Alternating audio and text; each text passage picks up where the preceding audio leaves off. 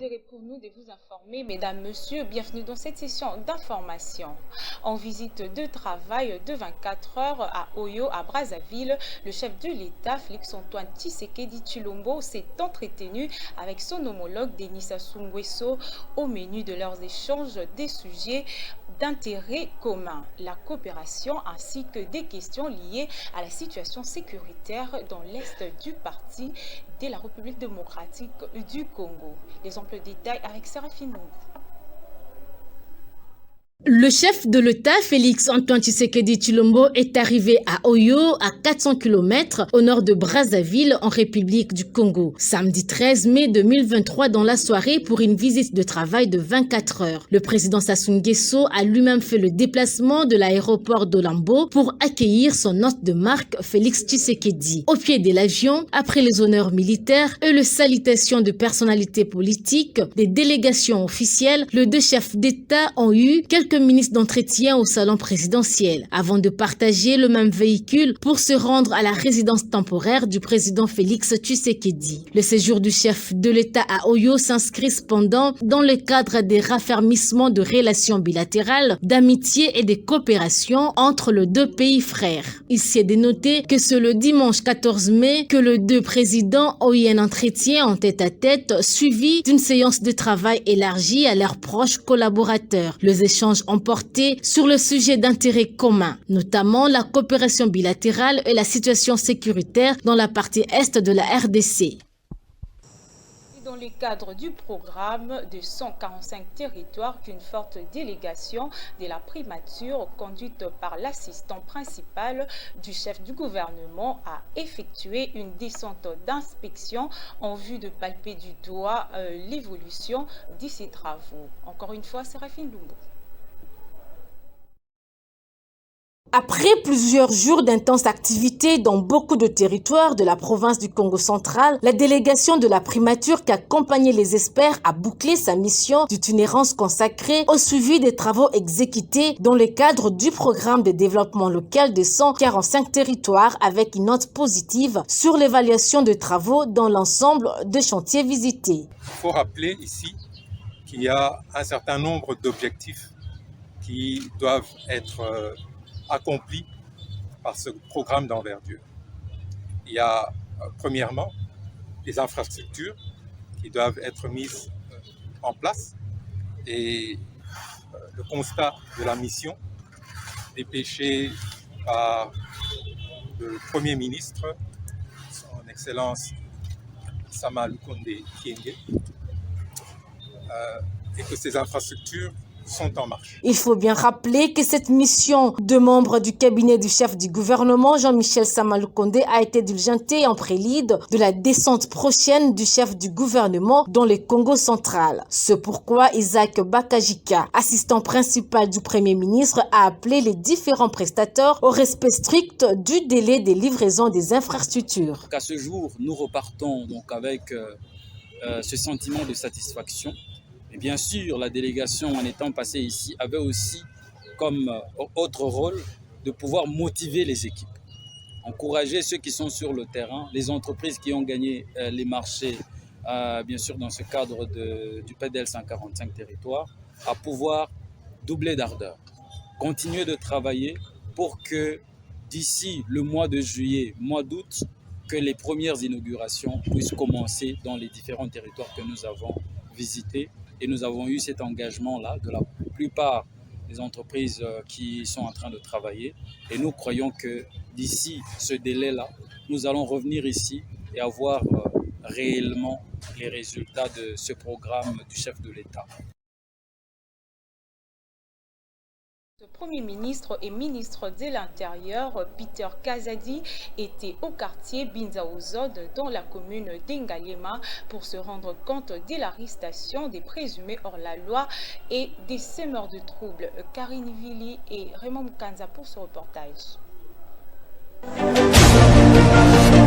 Le quartier Binzaozone dans la commune d'Engalem a été en ébullition le samedi 13 mai dernier. Le VPM et ministre de l'Intérieur, Peter Kazadi, était présent pour cause l'arrestation de plusieurs personnes présumées auteurs des troubles dans la dite commune. D'après le vice-premier ministre et ministre Peter Kazadi, ces personnes se présentaient comme des partisans d'un parti politique, mais les objets trouvés auprès d'eux sur place par les agents de l'ordre avaient lieu à des fétiches. Nombreux ont été mis aux arrêts et d'autres ont pris la peau de l'escampette. Des enquêtes sont ouvertes pour les retrouver. Asala rébellion na mboko oyo bakosi bango ke soki bomeli potion oyo masasi ekozwa bino te. Est-ce que tant bobota mbokuti mulela a diriger mboko, ça veut dire que l'État a vaincre ye. L'État ba defiaka ete ba intimidaka ete. L'État azo gérer banganga bandoki basango bapaster nyonso eza na kati ya l'État. Ça veut dire l'État aza likolo ya nguya nyonso wana, l'État est au-dessus. Alors soki bino moto akokosa bino ke soki na kati yo nzoloko awa okoma invulnérable okokoma baokanga yo. Vous êtes tous jeunes, au lieu botala avenir na bino botonga mpe mabota bapapa na bino baba na bamama babota bino mpo na bino bozala po bana kokonga bato mosusu. Alors regardez votre avenir. Bozo kusala biloko apamba ezanga mutuna mako ezanga tina. L'État akotika na l'État. Soki kati na bino ezana bato bazo croire na bondoki na bokoko na soki na nini bokoko ya malamu ezali pona kobatela mboka.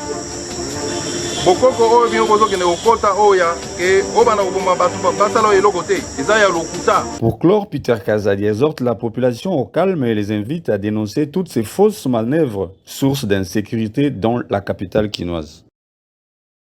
De l'autre côté, le vice-premier ministre et ministre de la Défense nationale et ancien combattant Jean-Pierre Bemba Gombo, en séjour en Indonésie, a échangé avec son homologue indonésien Prabowo.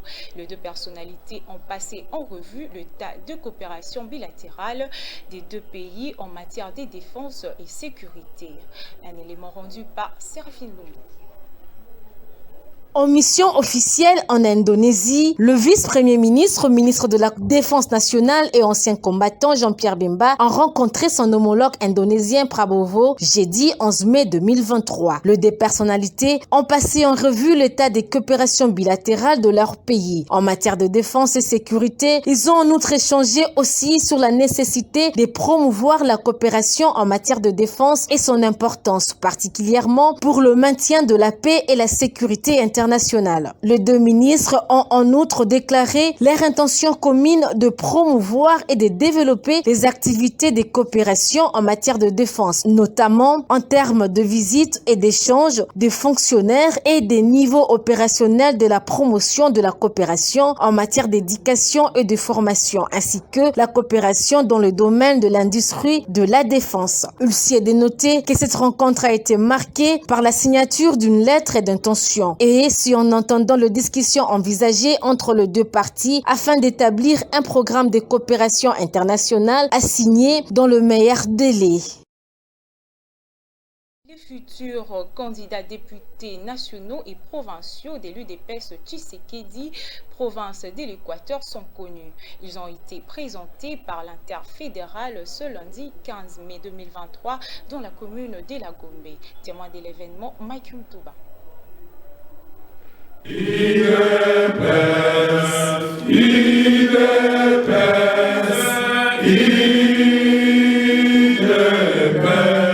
Le secrétaire général adjoint de l'UDPS Tshisekedi, chargé de la communication, mobilisation et l'implantation du parti, Gaspard Monganga Pili, a en sa qualité de coordonnateur de l'interfédéral Équateur, province orientale, réuni autour de lui ce lundi 15 mai 2023 dans la commune de La Gombe, les combattantes et combattants membres de cette structure au sein de l'UDPS, notamment les candidats députés nationaux et provinciaux aux échéances électoraux qui se pointent à l'horizon. l'horizon dans le cadre également de la redynamisation de cette dernière. Dans sa communication, Gaspard Monganga a tenu un discours de la conscientisation et a invité tout le monde à l'unité, symbole de la démocratie, avant de passer à la présentation des candidats députés nationaux et provinciaux de l'interfédéral Équateur, province orientale de l'UDPS Tshisekedi, suivi des échanges libres. Cérémonie terminée, Gaspard Monganga Pili s'exprime en ces termes devant la presse. D'abord, cette occasion a été provoquée par une grande réunion de jeunes il y a une semaine.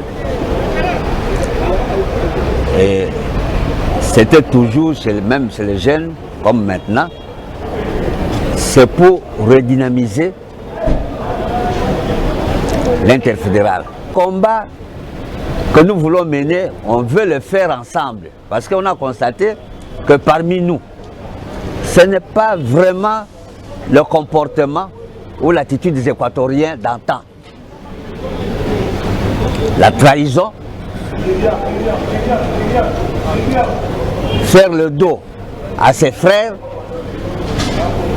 pour des intérêts personnels. Généralement, nos anciens, ce n'était pas ça. Comme on peut le voir, l'UDPS parti au pouvoir travaille sans relâche en termes de préparatifs pour affronter les élections prévues en décembre 2023. Le parti présidentiel sous sa cellule Elika de la commune de Kimbanteke ne jure que sur le double mandat de Félix-Antoine Tshisekedi Tshilombo en 2023. Madame Tatiana Kabamba continue à sensibiliser. Karine Vili nous fait le point.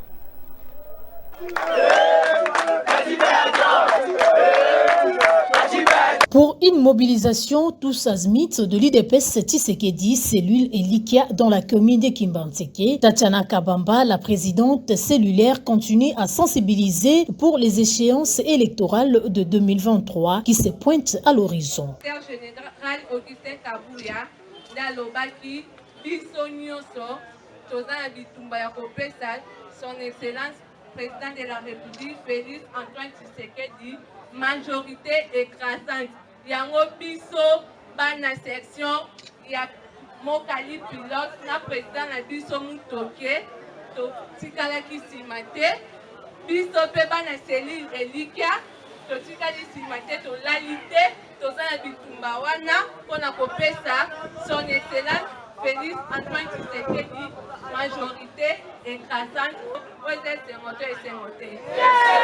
L'UDPS Tshisekedi, parti présidentiel sous les guides du secrétaire général Augustin Kabouya Tshilombo et tout l'union sacrée de la nation, ne jure que sur un second mandat de l'actuel chef de l'État, Félix Antoine Tshisekedi Tshilombo.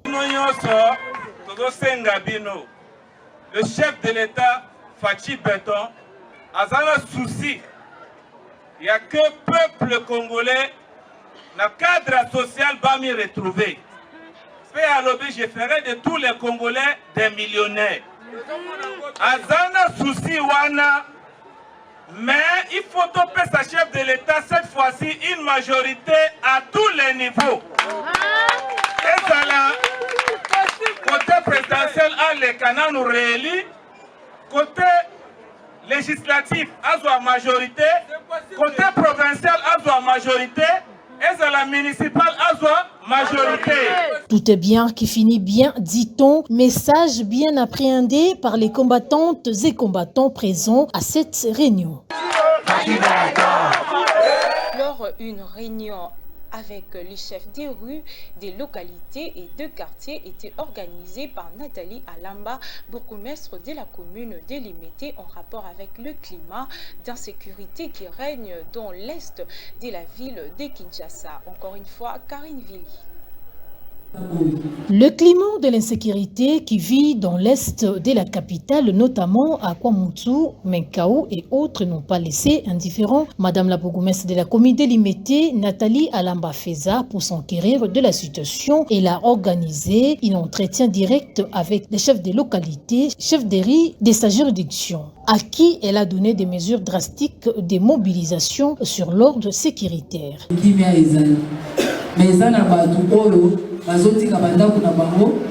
na kutule biso tozolala bango bazali koluka bato wana kosala makambo mabe. Hormis bakuluna tozala makambo mosusu oyo ezolekela biso systeme akokatakata bato ezalaki na kwa mutu ekomi te keyaka tovanda bambula na bambula nanu bateke na bayaka bazwana problème te eza biso na koloba peuple congolais toza facile ya komanipuler. À tout prend, Nathalie Alamba-Feza exige que tous les services concernés puissent faire mensuellement leurs rapports de service. Nous voici à la fin de cette session d'information réalisée par Nabi Mohamed Ilunga. Mesdames, Messieurs, merci de nous avoir suivis et bonne suite de programme sur nos antennes.